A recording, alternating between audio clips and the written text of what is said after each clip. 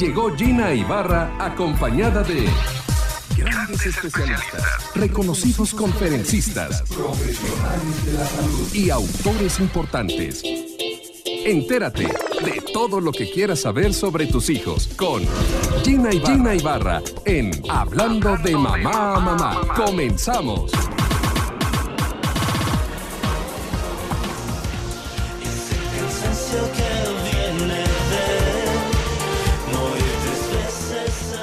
Hola, ¿cómo están? Qué gusto me da saludarles. Yo soy Gina Ibarra y bueno, pues es momento de que hablemos de mamá a mamá.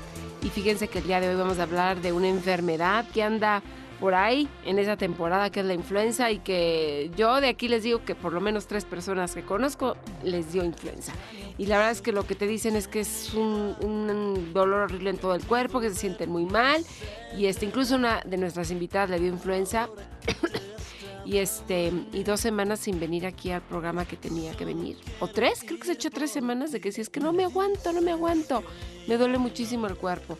Entonces, pues es una enfermedad. Yo no sé si se vacunaron o no, pero ahorita nos va a platicar la doctora que está aquí conmigo sobre la vacuna, si todavía se pone, si cuánto tiempo tarda en hacer efecto. En toda esta parte que es importante para cuidarnos, porque pues ahorita todavía viene época fuerte de influenza, no se crean que ya pasó, no, todavía hay. 5166-3405, estamos en la multilínea, en redes sociales estamos en Gina Ibarra TV, en Twitter Gina Ibarra-mamá, Instagram Gina Ibarra-radio, y bueno, pueden escuchar y ver los programas a través de YouTube en Gina Ibarra.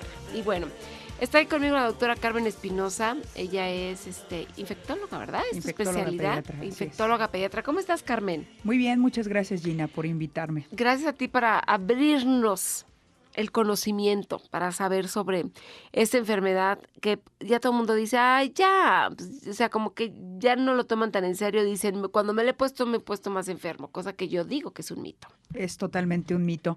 Bueno, primero quiero puntualizarte un poquito de las estadísticas.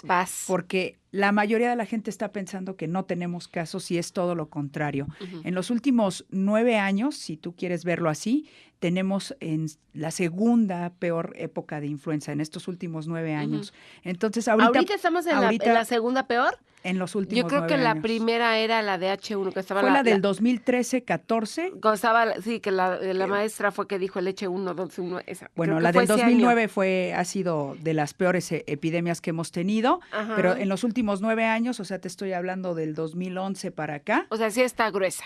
Así es. Está fuerte el contagiadero. Más o menos se han visto que tenemos unos 25,500 casos de probable influenza. Esto rebasa un poquito las estadísticas de años anteriores y llevamos 3,282 casos ya reportados como tal, confirmados por laboratorio. Algo que nos preocupa mucho. ¿En toda la República Mexicana? En toda la República. Okay. Algo que nos preocupa mucho es que llevamos 313 defunciones. Uy, altísimo. Entonces es bastante lo que hemos tenido. Lo que queremos es alertar a la gente, o sea, tenemos un problema. Los estados que ahorita se han visto más afectados, pues sobre todo es Estado de México, Baja California Sur, tenemos problemas obviamente la Ciudad de México, Puebla, uh-huh, es el estado que ha tenido más defunciones hasta el momento. Dios mío, y que la puedes prevenir por una vacuna. Y que además en el sector salud es gratis. Así es, eso es lo que da coraje, uh-huh, que es una enfermedad que se puede prevenir por una vacunación. Nosotros tenemos que ponérnosla cada año y te tengo una buena noticia, porque afortunadamente el virus que está causando esta mayoría de casos viene contenido en la vacuna. Entonces es seguro que si yo me vacuno, me va a proteger contra este virus que es el que ha estado predominando. Oye, yo pregunté, y la vacuna que dan en el sector salud creo que te protege sobre 3 virus. Así es. Y la que te dan en la privada creo que te protege de 4. ¿Ese virus que está en el 4 o en alguno de los 3 del sector? Afortunadamente en las 2. Está tanto en la del sector salud como en la del sector privado. Okay. Entonces no hay tanta diferencia que digas tú, híjoles, me tengo que poner la otra y pagar por la vacuna porque no viene. Digo, obviamente te va a dar un beneficio el que tú te pongas un virus B más. Sí. Más o menos el 9% de los casos han sido por virus B, que recordemos que los virus B también matan igual que los A. Pero el virus que ha estado predominando, el 86% de los casos que llevamos ahorita en la Ciudad de México y en toda la República han sido por el virus H1N1, que sí viene contenido en las dos vacunas. Oye, y este virus es en México. a lo mejor las personas que están en Estados Unidos tienen otro virus. O es por año de que todos tengamos el mismo virus. Básicamente es el mismo que ha estado predominando ahorita. Pues mira, en el mundo se divide en hemisferios para hacer la vacuna.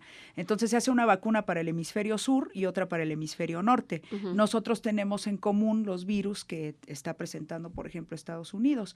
Entonces la vacuna es la misma. La que yo me pongo allá es la misma que me ponen aquí. Ah, bueno. El chiste es que hay que vacunarse. Esto de la vacunación empezó desde creo que octubre, noviembre, ¿no? Fíjate que la vacuna llegó temprano, llegó a finales de septiembre, principios de octubre, sector salud la sacó rapidísimo porque sabíamos que esta temporada venía más alta que las anteriores.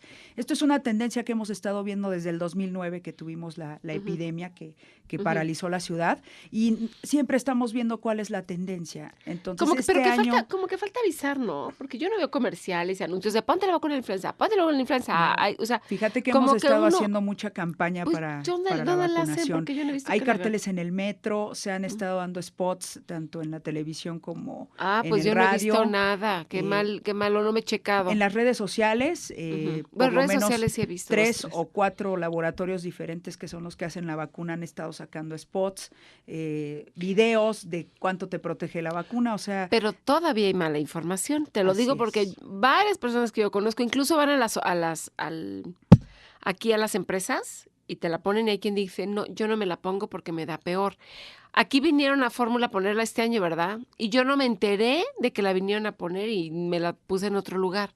Pero sí como que sería importante, y digo también aquí en Fórmula, que dijeran, tal día se va a poner la vacuna y en un memorándum que pusieran alguna cartulina, algún lugar, que nos los mandaran por mail, como tú quieras, para que todos los que nos queremos poner la vacuna la aprovechemos, porque a veces ni te enteras que existe, que está la vacuna y se te va, la verdad. Pero fíjate que sí hubo información de que la vacuna, de hecho, salió primerísimo en sector salud. En el sector privado se tardó un mes más en llegar. Entonces, toda la gente corrió a ponérsela en el sector salud. Ahorita todavía hay vacuna disponible. O sea, sí hubo suficiente producción. Hay suficiente producción y ahorita sobran vacunas. ¿Qué esperan para ponérsela? Hay vacunas ahí en el hospital, por ejemplo, todavía hay vacunas disponibles. En el sector salud todavía quedan dosis, entonces la gente tiene que acudir todavía a vacunarse. O sea, todavía se vale ponérsela. ¿Hasta cuándo es la época fuerte de la influenza? Mira, la época esperamos hasta abril. En abril es cuando empiezan a disminuir los casos, pero recordemos que el año pasado tuvimos una época medio rara y tuvimos casos todavía en mayo. Imagínense. Entonces, o sea, todavía falta todo lo que es febrero, marzo y abril. Son 3 meses que en esos 3 meses se pueden contagiar. Y hasta mayo, a ver, ojalá que no, pero todavía. Y si se contagian, créanme que van a sufrir mucho, porque la gente que le da influenza, no sé si hay niveles, y hay gente que le da más fuerte que a otra. Fíjate que sí hay algunos grupos de edad que se van a ver más afectados. Por ejemplo, ahorita el mayor número de casos que hemos tenido es en niños de 1 a 9 años, pero las defunciones han sido en adultos mayores, sobre todo pacientes diabéticos, hipertensos, obesos. Estos son los que tienen más factores predisponentes. Y estamos hablando de la gente joven, ¿eh? Estamos hablando de gente de 40 años, 45 años, esos son los que están falleciendo. Obviamente también hay defunciones en niños, pero si yo tengo diabetes, si yo tengo hipertensión, si estoy embarazada. También hay que vacunarse, no hay problema por el bebé, no hay ningún contrario. Problema. Puede aplicársela en cualquier época del embarazo, primer trimestre, segundo, tercero, el chiste es que se tiene que vacunar. Oye, y se toman ese medicamento, el Tamiflu, que se hizo tan famoso, de que no hay Tamiflu, todo el mundo entró en pánico hace unos años. O sea, ya hay más laboratorios, ya existe más, lo puedes encontrar en dado caso. Ya lo puedes encontrar en un mayor número de farmacias, ya es un medicamento que lo empezaron a producir varios laboratorios, entonces ya no es difícil conseguirlo. Pero fíjate que si tú me pones por ejemplo, a evaluar ¿cuánto cuesta un paquetito de Tamiflu versus la vacuna? Bueno, siempre te va a salir más barata la vacunación. Por supuesto, y además de que dejas de trabajar 2 semanas o no sé cuánto te avientes. Además, recordemos que la única forma de evitar la muerte y la hospitalización es la vacunación. Exactamente. El Tamiflu, por ejemplo, ahorita en las defunciones que ha habido, el 95% de los pacientes no estaban vacunados. Y a pesar de que algunos de estos pacientes recibieron Tamiflu, pues lamentablemente pierden la vida. Oye, ¿y ese 5% sí estaba vacunado y se murió igual? Sí, lamentablemente sí. O sea, se vacunó y aún así le dio. Pero fíjate que estos pacientes tenían comorbilidades, o sea, eran diabéticos, hipertensos. Y se le complicó. Y obviamente esto complica las cosas. Nosotros estuvimos en contacto directo, ¿verdad, Angie? Estábamos espantadas. En contacto directo con personas, con una persona con esto. Y dices, pobre de esta persona también porque la contagio a su vez por otra persona. Eso es el contagiadero. ¿Cuánto tiempo va para que te pueda a ti enfermar? Mira, el virus sobrevive mucho tiempo en superficies inanimadas. Supongamos que tú estornudas a tu celular. Ajá. En tu celular puede durar 72 horas totalmente confiable ahí de que te va Oye, ya ves el celular, agarra a tu hijo y lo agarra, y luego se agarra la cara se le mete. En el carrito del súper, que se tapan con la boca y agarran con la mano el carrito, lo empujan, y entonces tú llegas, el carrito ya está contaminado. En los billetes, en las monedas, sobrevive hasta 3 días. En el botón del elevador, en todo. Todos y aparte lados. porque la gente tenemos mala costumbre de toser o estornudar, y con la boca, con la esta abierta, es con el codo. Sí, debemos de taparnos con el codo. Creo que esto es lo que nos han enseñado, y lavarnos la mano y usar los gel. Ya en muchos supers es el gel, pues hay que ponerte el gel. Déjame una pausa comercial. Sí, si tú estás enfermo, lo ideal es que te laves las manos a cada ratito. Y aunque no estés enfermo. Y tires los pañuelos. Sí, pero que no estés enfermo, llegas al súper y agarras el carrito donde alguien tosió que tú ni cuenta te diste y ya te enfermaste. Déjame ir una pausa y ahorita nos platicas sobre síntomas. ¿Va? Mucho. Va que va. Vamos a una pausa. Regresamos, seguimos hablando de mamá. A ver, tú te vacunas, pero sucede que tu pareja dice, yo no creo en la vacuna. Y entonces no se vacuna. Y tú besas a tu vacuna, besas a tu pareja, lo que tú quieras. Tú estás protegida, pero aún así te puede dar. ¿Y si ese sí, qué tan fuerte te da? Afortunadamente, la vacuna te protege en un porcentaje del 60-70% para que no te dé influenza, pero te queda ese 30% en el que sí te puede dar la enfermedad. ¡Qué horror! Entonces, obviamente te va a dar una enfermedad mucho más leve, a veces hasta asintomática, o sea, sin que tengas ningún problema, pero finalmente sí te puede dar influenza. Ay. De lo que te va a proteger sobre todo la vacuna es de la muerte y de la hospitalización, de complicarte. Ah, ok, pero sí te puede dar. Y si te tomas el famoso ese que te tomas para la gripa y ¿eso qué? Lo que debes de tomar es Tamiflu. Nosotros, por ejemplo, ahorita en Secretaría de Salud tenemos un programa en el que estamos vigilando a estos pacientes que llegan con síntomas que son sugestivos de influenza. Uh-huh. Y en ese momento nosotros les iniciamos el antiviral. Pero si te tomas vitamina C y eso. Eso ayuda mucho. Ayuda, pero no. No, pero no lo evita totalmente. O sea, obviamente que comas frutas de la temporada, el kiwi, que hagas ejercicio, que duermas bien, que no bebas alcohol. Que no te bajen las defensas. Todo eso te puede ayudar para que no, oye, pero qué no mal, tengas ¿no? algo tan grave. Qué mal, porque hay personas que dicen, yo no me inyecto, y pues aunque tú te inyectes, sí te da un 30%. Y hablo por personas de que a lo mejor, yo conozco un señor que se divorció, vive con su mamá, y su mamá está grande. Y entonces la mamá se inyectó, pero él no se quiso vacunar porque él es todo natural, ya sabes, no vacunas, y los tecitos, y le duele la cabeza, y se pone chiquiteates, ¿o cómo se llaman estas cosas?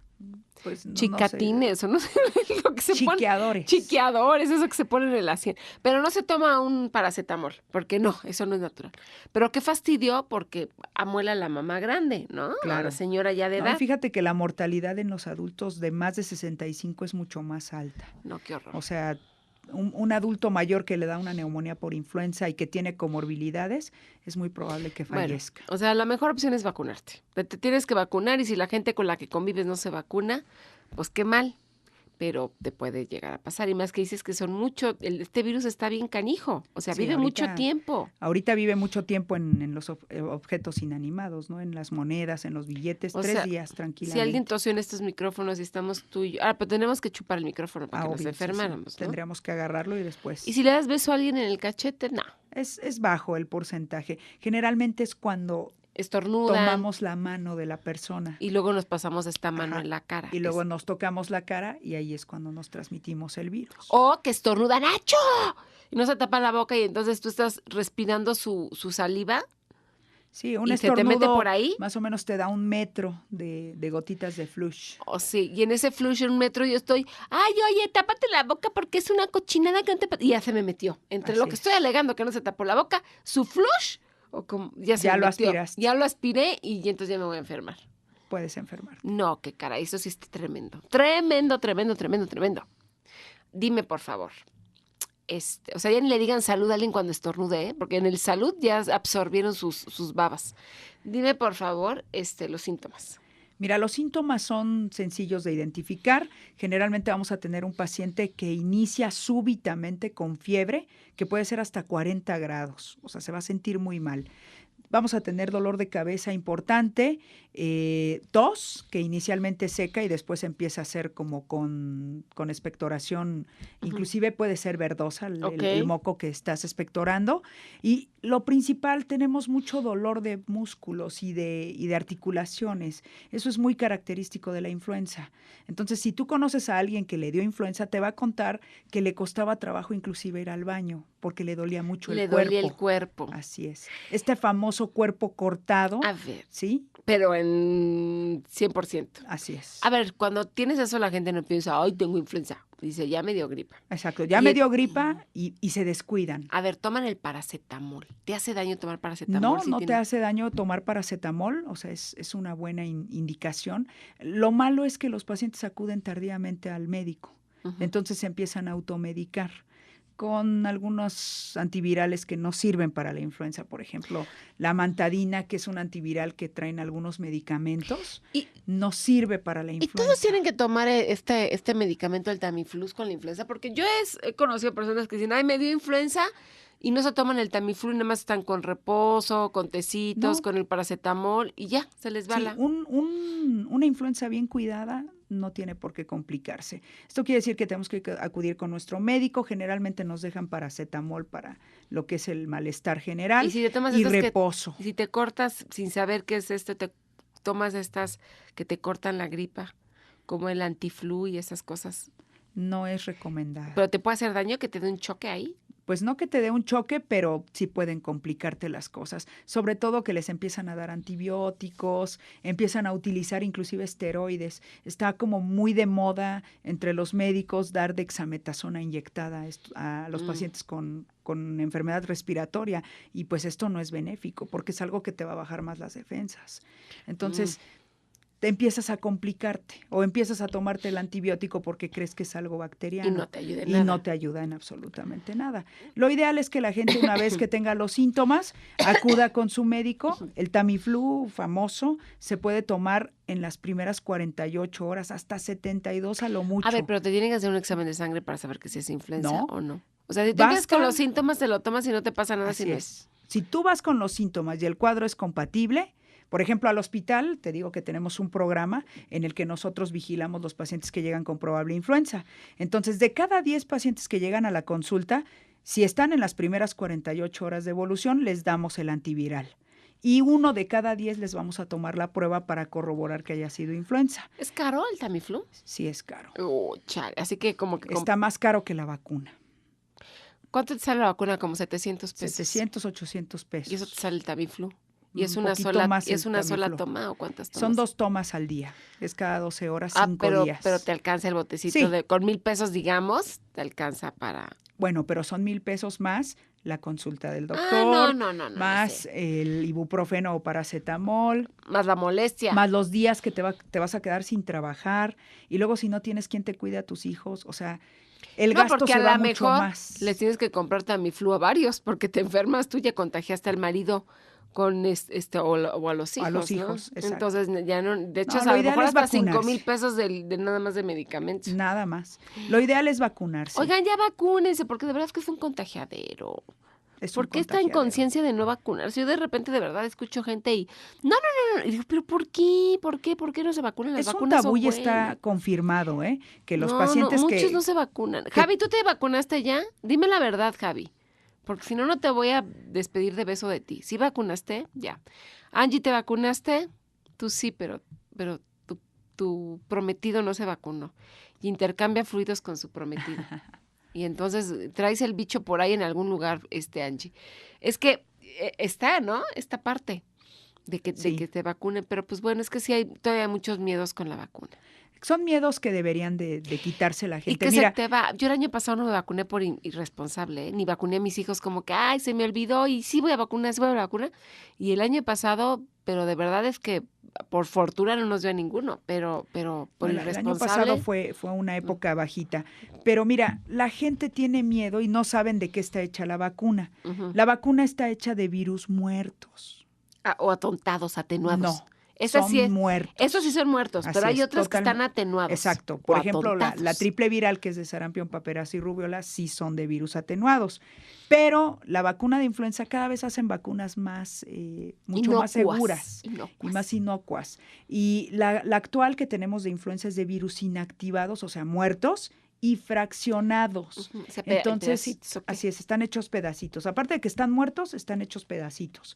Entonces, es improbable que la vacuna te pueda dar influenza porque el virus, ni siquiera te están poniendo el virus completo. Y ni duele, es una agujita ahí delgadita, el piquete y te lo da, porque hay mucha gente que dice, ay, no me va a doler. Y además en el sector salud te la dan gratis. Totalmente gratis. Esa también es importante. Hay que ya sea que vayan al sector salud. O páguenla. O la paguen, que se vacunen. Sí. ¿Tenemos un minuto para irnos a corte o para despedir a la doctora? ¿Tenemos otro bloque con la doctora? Ya no te entendí. ¿Otro corte con la doctora? Ah, sí. Pues si no nos deja platicar a gusto, ¿te fijas? Está enojada, algo pues trae. Pues es que su galán está enfermo. Galán está enfermo y entonces ahorita le va a ir a cuidar la calentura al galán. O temperatura. ¿Es correcto decir calentura? ¿O más decir temperatura? Es fiebre. El término correcto es fiebre. Pero temperatura sí se puede decir, ¿o no? Pues es que todos tenemos temperatura. Normal o anormal, todos tenemos temperatura. Entonces, ¿y calentura? Tampoco es correcto. ¿No? Calentura la emplean para otra cosa. El de Angie tiene fiebre. Fiebre. Lo demás ya no sabemos. Vamos a hacer una pausa comercial y ahorita que regresemos vamos a ir platicando con la doctora Carmen Espinosa sobre... Oye, ¿nos puedes platicar qué otros virus están? Porque tú eres infectóloga, entonces te quiero aprovechar, porque hablamos de la influenza, pero viene la época pues ya de calorcito en un poquito. Todavía le falta, pero ya vienen y ya empiezan, creo que hay rubiola y cosas de esas. Tenemos una alerta. Que hay una alerta de rubiola. Vamos a una pausa y regresamos. No más necesitaba aferrarme. Y bueno, regresamos, seguimos hablando de mamá y con la doctora Carmen Espinosa, infectóloga pediatra. Y entonces ya quedó clarísimo lo de la vacuna. A mí ya me quedó clarísimo sobre la influenza. Hay que vacunarnos, de verdad, están a tiempo, busquen en el centro de salud para que las vacunen gratis o en la privada, pues pónganla, pero vale la pena, de verdad, porque hay que cuidarnos. Ahora vámonos con otras enfermedades porque se habla de la rubiola y de ¿qué otra? Ahorita tenemos problemas con sarampión. Sarampión. A ver, el sarampión tan famoso, ¿verdad? Fíjate que en el caso de sarampión tenemos la peor epidemia en los últimos 30 años. ¿Ahorita en México? De sarampión. No en México, en el mundo. En el Estoy mundo hablando mundial. Sobre todo de Europa. Okay. Europa es el que ha tenido principalmente casos. Estamos hablando de que ellos ya llevan unas 60 defunciones por sarampión y llevan más de 40,000 casos reportados de sarampión en las últimas estadísticas que he revisado. Estados Unidos también tiene un problema. De hecho, si tú lo ves en las redes sociales, salió una alerta epidemiológica porque Estados Unidos tiene ya 35 casos corroborados de sarampión. A ver, ¿cuáles son los síntomas del sarampión? Bueno, generalmente vamos a tener un bebé que es chiquito y que tiene el antecedente de no haberse vacunado, y va a empezar con congestión nasal, pero es muy importante la congestión, y empiezan a ponerse los ojos rojos. Después de que tiene esta congestión nasal tan importante y los ojos que se ponen rojos, aparece este exantema característico que nosotros le llamamos que es un exantema cefalocaudal. ¿A qué me refiero? Que empiezan a aparecer los granitos a nivel de lo que es la implantación del cabello, o sea, donde está la línea, y a nivel de la región retroauricular. Y de ahí empiezan a bajar los granitos para que en 3 días el niño ya esté completamente lleno de granitos. ¡Ay, qué horror! ¿Qué inclusive estamos hablando de que son granitos que salen en las palmas de las manos y plantas de los pies. Y comezón horrible.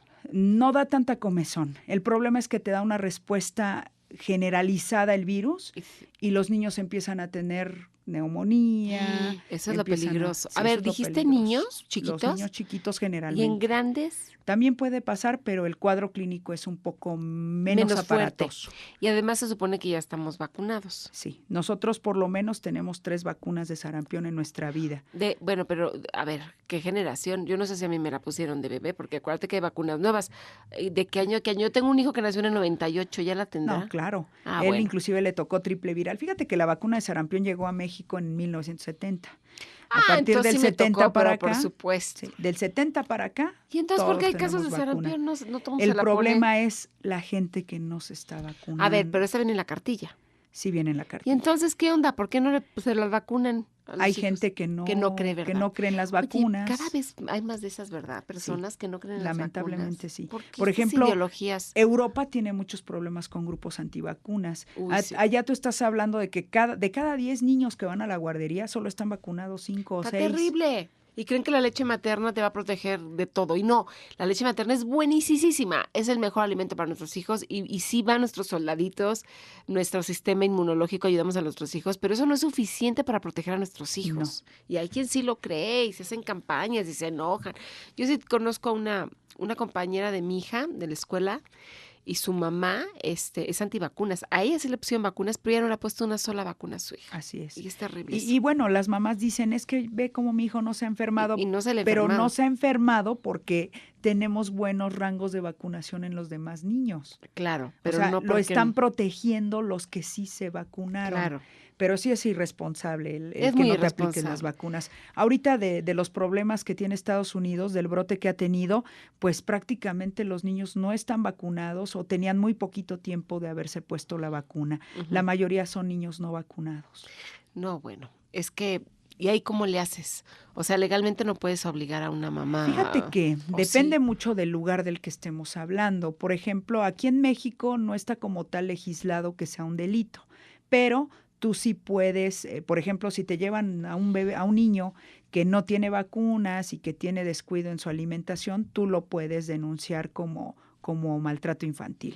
Uh-huh. Y sí se puede iniciar una averiguación. Sí, yo creo que sí. Pero realmente no lo tenemos legislado. Algo que nos ayuda mucho a los mexicanos es que de alguna manera en las guarderías públicas, que tenemos estas del ISSSTE, es obligatorio, ¿verdad? Es obligatorio llevar la cartilla con todas las vacunas aplicadas.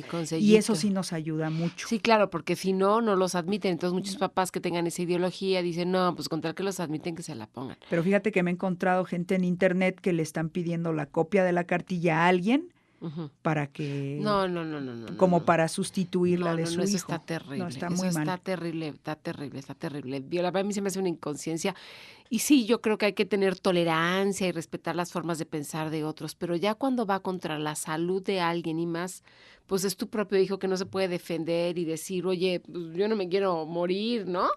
Sí es importante poner las vacunas, o sea, sí tendría que ser algo penado. La verdad, yo ahí sí sería muy estricta y a lo mejor te pueden tachar hasta de intolerante, pero te estás escudando en la ciencia, en ustedes que saben que esto está comprobado, no es un capricho. Totalmente comprobado. No es un capricho. No, y nosotros no tenemos ningún problema o que tú digas hay algún indicio de que las vacunas no funcionen, no. Yo creo que es todo lo contrario. ¿Quién sabe por qué vinieron estas modas, sabes? Mira, sabe? Sí se sabe de dónde vino, ¿Ah, sí? ¿no? Yo más no. o menos esto nació por ahí del 98.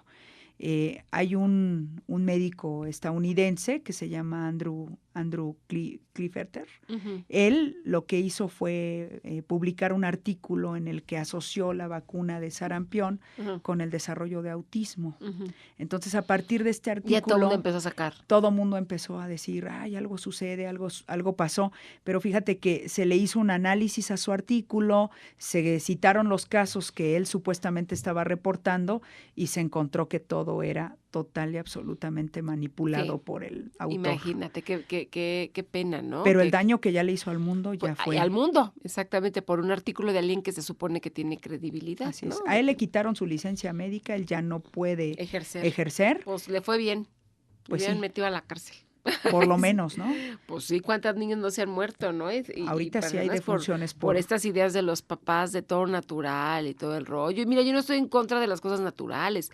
Los tecitos te ayudan cuando estás enfermo, si vas a la homeopatía, todo eso. Pero una cosa no está peleada con la otra. No. La verdad. Y las vacunas está comprobado que funcionan. Pues cuando has visto un niño con polio últimamente. No, pues no, ya O has visto niños con sarampión. Bueno, yo me acuerdo, a mí me dio varicela porque no había la vacuna de varicela en mis tiempos. Y era horrible, te rascabas con la pared. Y entonces cuando tienes a tus tenemos hijos, casos de varicela. Sí, Pero cuando tienes a tus hijos, dices tú que le pongan la vacuna para que no sufra lo que yo sufrí con esos dolores. Y esas eran enfermedades molestas, pero digamos que no te morías. Hay unas que en las que sí te puede la varicela mata también. Sí, mata. Nosotros tenemos defunciones por varicela complicada. Fíjate. La varicela también mata, o sea, lo que pasa es que creemos o tenemos la teoría de que es una enfermedad que nos debe dar a todos, pero no es así. No, es horrible. Oye, entonces ahorita hay problemas en México. En México tenemos el problema de influenza. Y sí está el problema de influenza, hay que recalcarlo. Si hay problema de influenza, por favor, busquen quién los vacune. En cualquier lugar público, aunque no seas derechohabiente, te pueden vacunar. Así es, te vacunan. Eso te vacunan. Vas a y hay vacuna, todavía hay vacuna. Así que, de verdad, planeen su día para llevar a sus hijos y vacunarse. Ok. Así es. Otro problema ahorita nada más es... Tenemos el problema de sarampión, pero está en Estados Unidos y en Europa, que son alertas epidemiológicas. Rubiola, paperas, y rubiola también regresó. México ha tenido casos de paperas. Ahí sí, el año pasado tuvimos, a finales del año pasado tuvimos una alerta epidemiológica por paperas. Y es más peligroso para los hombres, dice. Para los hombres, es correcto. Ajá, por la esterilidad y eso. Dame un contacto, doctora. A ver, Carmen Espinosa. Mira, mi correo es Carmen Espinosa con S, el número 6@hotmail.com. Con mucho gusto me pueden escribir si tienen alguna duda, o también me pueden buscar en mi Twitter, que es @Espinosa_Sotero. Bueno, pues ahí está para todas las personas que quieran más información, que quieran comunicarse con la doctora Carmen Espinosa, porque creo que lo que nos está diciendo ella es para concientizar. Y de eso se trata este tipo de programas, la verdad, hablar sobre los temas, porque a veces escuchamos lo que dice la vecina, escuchamos lo que dice la amiga, entonces tú, ay no, si me vacuno me va a ir peor. Y mira qué mal se puso.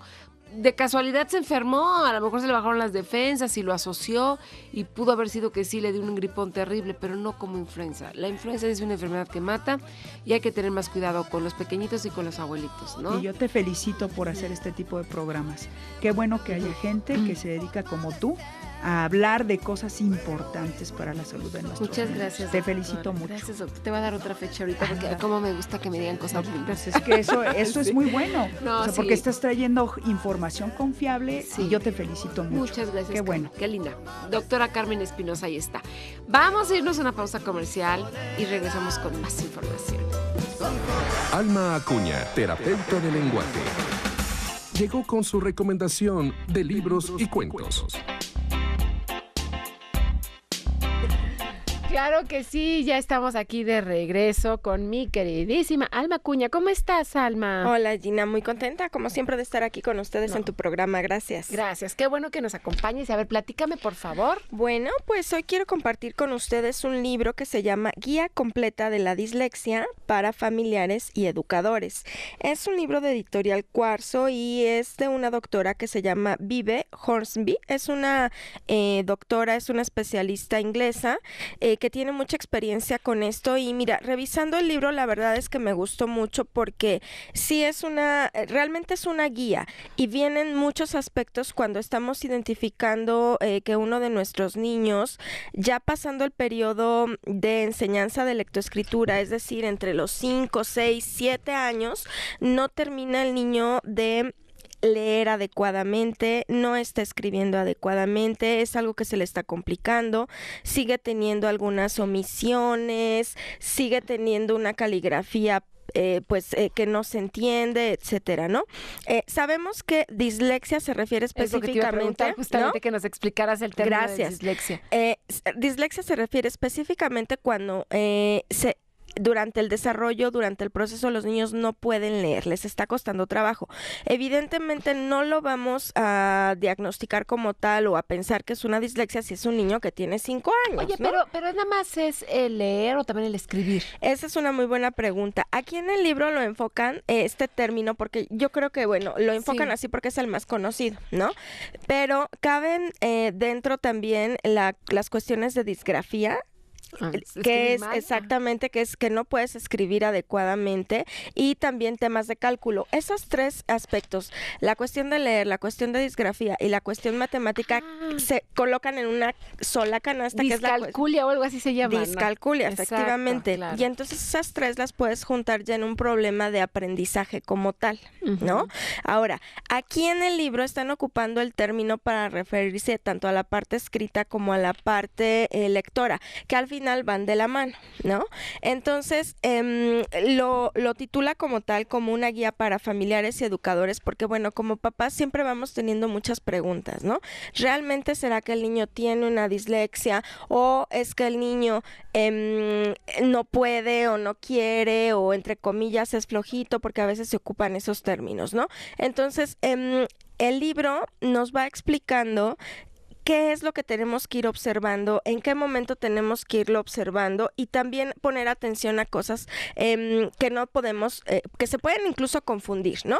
Lo primero, desde luego, y siempre lo hemos recomendado también aquí en tu programa con los especialistas que te acompañan, Gina, es observar si el niño ve bien, ¿no? Uh-huh. Porque muchas veces puede que no sea un problema como tal de proceso interno, es decir, de proceso neurológico, sino que es a nivel sentido, es que el niño no esté viendo adecuadamente. Se evalúa en este aspecto y si el niño está ahí bien, bueno, entonces ya vamos siguiendo los siguientes pasos, ¿no? Hay que identificar también que no se confunda con un tema a nivel emocional, ¿no? Tal vez el niño esté pasando por algún tipo de problemática emocional, algún tipo de duelo, algún tipo de situación, y esto de alguna manera hace que no esté poniendo atención a lo que tiene que poner atención en ese momento, y entonces se dan este tipo de situaciones.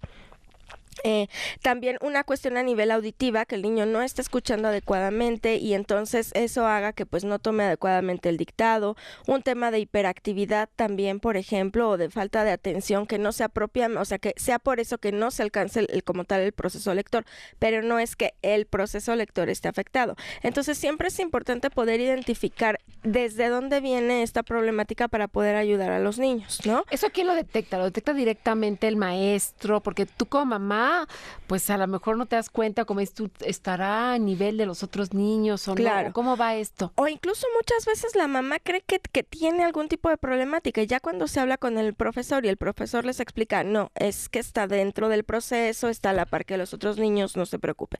Yo creo que sí, que el primer indicado para observar algunas cosas que llamen la atención, pues porque es el contexto natural, pues es en la escuela, ¿no? Que el maestro pueda ir identificando que este chiquito, esta niña se van rezagando en comparación al grupo. Siempre ese es un marcador muy importante, sí, claro, ¿no? Claro. O sea, el niño está aprendiendo a la mejor a la par que otros niños, 20, 30 niños, y los otros ya están despegando en el proceso de lectoescritura, y con este pequeño no se puede. Entonces, la primera persona que va identificando esto, desde luego, puede ser el maestro. Los padres también se van dando cuenta que no está tomando bien las tareas, los recados, etcétera. Insisto, una vez que ha pasado el periodo de enseñanza, porque al final no hay que olvidar que leer y escribir es un proceso. En un principio no podemos de ninguna manera decir que es un niño con dislexia, ¿no? Una vez que ha pasado el proceso y si siguen ocurriendo este tipo de dificultades, bueno, entonces ahí ya se puede investigar un poco más. Ahora, hay psicólogos, hay psicopedagogos, hay terapeutas que pueden aplicar ciertas baterías, porque también esto lo maneja aquí el libro, esta sugerencia, ¿no? A mí por eso me pareció como muy completo. Uh-huh. Trae todos los aspectos. Se aplican diferentes pruebas, diferentes baterías como para identificar tanto habilidades cognitivas, habilidades gráficas, habilidades de memoria, porque incluso se puede confundir un tema de memoria. Yo estoy ahorita atendiendo un caso en particular así, parecería que es dislexia, pero no, es un tema de memoria visual. Bueno, tú obviamente porque tienes una súper práctica. Gracias, Dina. ¿Sabes? Es muy difícil. Es que hay baterías, hay pruebas completas que aplicas durante varios días, por eso es importante una valoración de varios momentos, varios días, pruebas estandarizadas que te van dando resultados, que te van arrojando estándares y dices, no, es que no va por ahí, va por este punto. Y en el caso específico de esta jovencita con la que estoy trabajando, es un tema específico de memoria visual, ¿no? Entonces, el proceso que estamos reforzando, pues es lo que salió bajo, justamente la cuestión de memoria, sin olvidar desde luego las habilidades que pueda tener y también sobre eso apoyarnos, ¿no? Entonces, es un terapeuta, es un psicólogo, es un pedagogo que pueda contar con experiencia y que pueda contar también con baterías que nos puedan hacer un perfil completo del desarrollo cognitivo del niño, del desarrollo académico, y sobre eso poder emitir una sugerencia, porque recordemos también desde mi punto de vista que los diagnósticos, sobre todo quienes podrían estarlos dando, pues son los neurólogos pediatras, porque esto va muy de la mano, desde luego, sin perderlo de vista, pues es un proceso a nivel cerebral, ¿no? ¿no? Entonces ya será el neuropediatra quien determine qué tipo de diagnóstico es ya específico y sobre todo si es necesario algún tipo de intervención en el sentido de que requiera algún tipo de estudio, algún tipo de vitamina, etcétera, ¿no? Y siempre, bueno, también la recomendación aquí en el libro es la intervención temprana, ¿no? Eso es importantísimo. Ajá, o sea, no vamos a dejar que una situación vaya avanzando hasta que tenga 12, 13, 14 años. Porque al final de cuentas le puede afectar en su vida adulta para el aprendizaje profesional, relaciones con los demás, autoestima, ¿no? O sea, ¿cómo va esa parte? Es que recordemos que viene desde la base del lenguaje, que también lo menciona el libro, ¿no? Dislexia tiene una base, si el niño tuvo por ahí algún tema a nivel de desarrollo del lenguaje, probablemente pudiera tener algún tema en cuanto al desarrollo de la lectoescritura. No siempre, pero probablemente porque sabemos que el lenguaje es la base del aprendizaje de la lectoescritura. Y son chicos, son niños que se van dando cuenta, por supuesto, porque la inteligencia no está comprometida, que esta parte es súper importante también que quede clara. Es únicamente el tema a nivel de proceso lector. Se dan cuenta que no pueden. Sí. Y eso a nivel autoestima, pues... No, bueno. Sí. Y también, imagínatelos que el maestro les pida que pasen al pizarrón, que lean delante de los compañeros, que lean un texto a lo mejor en una ceremonia. Todo eso va afectando la cuestión de autoestima. Aquí también es súper importante pues apoyarlos en ese sentido y sobre todo también identificar en qué son buenos, ¿no? Porque a lo mejor, sí, a lo mejor la cuestión de lectura le cuesta, a lo mejor la cuestión gráfica le cuesta y se tiene que trabajar, porque al final, pues la academia sí es, en eso se recarga mucho la cuestión de la enseñanza. Pero si este niño es buenísimo para el deporte, si este niño es buenísimo para artes, para la cuestión social, sobre eso también hay que irlo apoyando, ¿no? Entonces, a mí me pareció bastante bueno el libro. Repito el nombre, es Guía Completa de la Dislexia para familiares y educadores, y es un libro que también no es un libro súper costoso. Yo creo que nos puede funcionar y como un arranque, ¿no? Porque a veces los papás no sabemos cómo por dónde empezar, qué ejercicios hacer, qué estimulación dar, qué jugar con ellos que les pudiera servir y recordar que mi niño no es lo que lee, mi niño no es lo que hace. Darle mucho la cuestión de valor a nivel emocional con el niño, sí, ¿no? Eso es el punto más importante. Desde luego. Oye, ¿dentro de la dislexia entra que lean al revés? ¿O entraría o no entra? ¿O es otra forma? Es que tiene que ver mucho la cuestión de lateralidad. O sea, tú te refieres que arranquen de derecha a izquierda. Exacto. Para la lectura. Ahí pudiera ser una cuestión que el niño no ha terminado todavía de definir su lateralidad. Siempre en cuanto a desarrollo, lo más fácil es lo que está como más próximo, ¿no? Entonces, si está como más próxima la lectura en ese sentido, las letras en ese sentido, pues a lo mejor para el niño sí se le facilita más. Hay que investigar como cada punto, también esa parte de lateralidad, qué ojito es, con qué ojito ve mejor, con qué mano escribe mejor, cuál es su oído también con el que está escuchando mejor. Son varios puntos los que se tienen que abordar. Bueno, pues muchísimas gracias. De nada, Gina. Me encanta platicar contigo, Alma Acuña, especialista en lenguaje. Su teléfono es 55 37 14 17. Y ella ve niños con problemas de lenguaje, con problemas de aprendizaje también, de dicción, y dentro del centro también contamos con especialistas a nivel emocional. Ay, padrísimo. Gracias, Alma. Gracias. Pues ya nos vamos. Gracias por acompañarnos. Mañana miércoles los espero a las 3 de la tarde. Gracias, Tobón. Gracias, Angie. Gracias a ustedes y cuídense mucho, que lleguen con bien a su casa bien la noche. Bye, bye. Gracias por escucharnos. Recuerda acompañarnos de lunes a viernes de 3 a 4 de la tarde en Hablando de Mamá a Mamá con Gina Ibarra.